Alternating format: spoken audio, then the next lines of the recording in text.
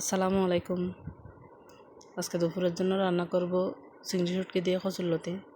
এতে প্রথমে পাতিলে তেল গরম করে নিলাম, তারপর দিয়ে দিলাম পেঁয়াজ কুচি, টমেটো কুচি, রসুন কুচি, কাঁচামরিচ। পেঁয়াজগুলো একটু নরম হয়ে আসলে দিয়ে দিলাম মশলা গুঁড়া, লবণ, হলুদের গুঁড়া, মরিচের গুঁড়া।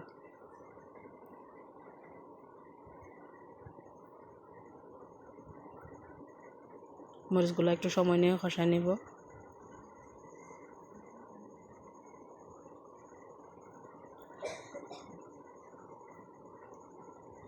তো এখন দিয়ে দিব চিংড়ি শুটকি,